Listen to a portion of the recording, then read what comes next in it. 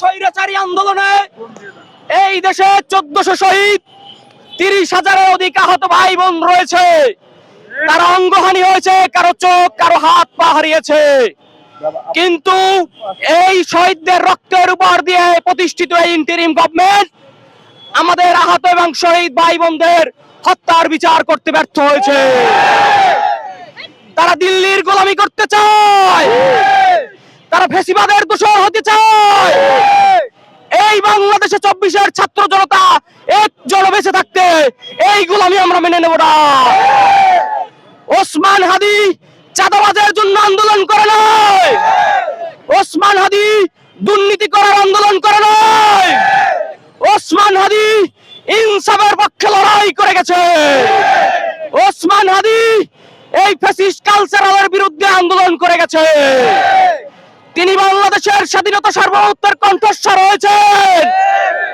ওসমান হাদি স্বাধীনতা সার্বভৌমত্বের প্রতীক। ওসমান হাদি এখন শুধু তার পরিবারের সদস্য নয়, তিনি পুরো বাংলাদেশের সদস্য। তিনি এই দেশের কণ্ঠস্বর। এই হাদিকে যারা প্রকাশ্যে দিবালোকে গুলি করে হত্যা করেছে তাদেরকে আমরা পার পেতে দেব না। তিনি বলেছেন, যদি গুলি করে হত্যা করা হয়, যদি আমার মাথায় গুলি চলে, আপনারা বিচারটুকু কইরেন। যদি বিচার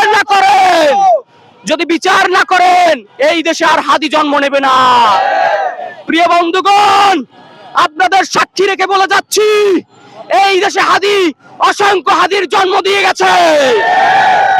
এই দেশের মা বোনরা হাদিদের জন্ম দেওয়ার জন্য প্রস্তুত হয়ে গেছে। এই দেশের এক প্রজন্ম সন্তানদের নাম হাদি হয়ে গেছে। আপনারা আমার পাশে দেখছেন,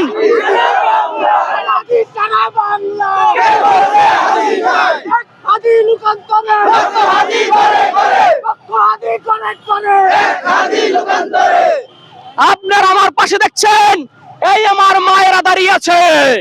তাদের এইখানে কোনো বেনিফিট নাই, তারা কোনো স্বার্থের জন্য এইখানে আসে নাই, তারা হাদি হত্যার বিচার চায়। আমার